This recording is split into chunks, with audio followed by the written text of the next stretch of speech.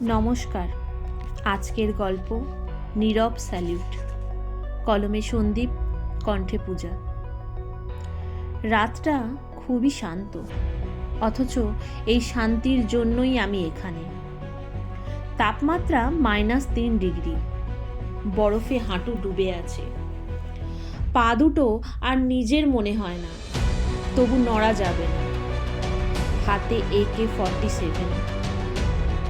এই লোহার ওজনটা আজ বাবার শরীরের থেকেও হালকা মনে হচ্ছে। পকেটের ভেতর মোবাইলটা হঠাৎ কেঁপে উঠল। নেটওয়ার্ক খুবই দুর্বল। একটা শব্দ ভেসে উঠল, বাবা। এরপর আর কিছুই আসছে না। আমার বুকের ভেতর সব এসে গেছে।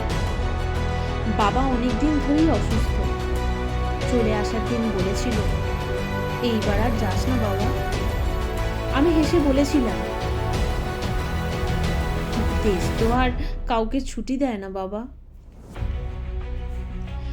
আজ বুঝি বাবা জানতো এটাই শেষ কথা। হাসপাতালের বেডে বাবা মৃত্যুর সঙ্গে লড়ছে। আমি এখানে শত্রুর জন্য অপেক্ষা করছি। দুজনেই লড়ছি, কিন্তু ব্যবধানটা আকাশ পাতাল। বাবার পাশে কেউ নেই, আমার পাশে পুরো দেশ।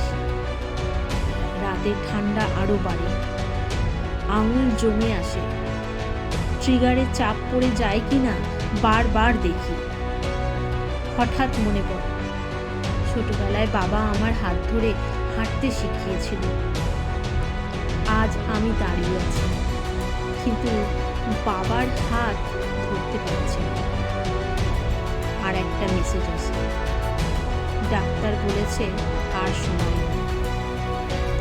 আমার চোখ ঝাপসা হয়ে আসে, কিন্তু চোখ মুছি না। এখানে কান্না করলে দৃষ্টি কমে যায়। হঠাৎ দূরে শব্দ, নড়াচড়া।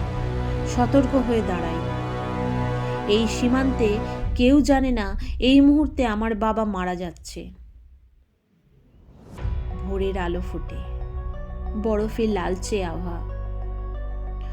মোবাইল আবার কেঁপে ওঠে। বাবা চলে গেল। আমি দাঁড়িয়েই থাকি। কেউ জানে না এই পোস্টে একজন ছেলে এখন অনাথ। কমান্ডার হালকা গলায় বলে, অল ক্লিয়ার।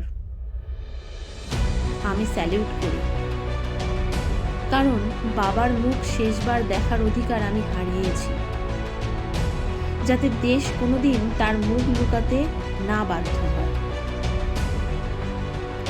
এই যুদ্ধক্ষেত্রে একজন সৈনিক শুধু জীবন দেয় না, সে নিজের বাবার শেষ নিঃশ্বাসও ডিউটির বাইরে রেখে দেয়। নমস্কার।